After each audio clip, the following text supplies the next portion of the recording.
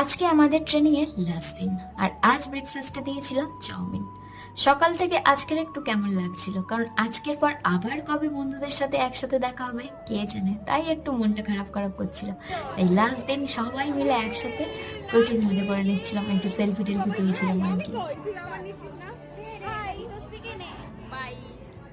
আর আজকে ট্রেনিং শেষে আমাদেরকে এখান থেকে দেয়া হয়েছিল একটা করে সার্টিফিকেট, তো সেটাই কালেক্ট করে নিচ্ছিলাম আর কি।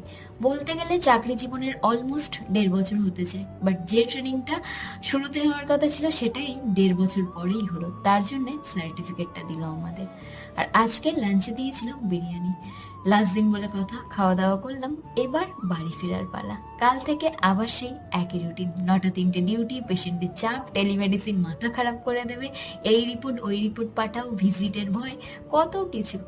এই 2 সপ্তাহ বেশ মজা করে ভালোই কেটে গেল।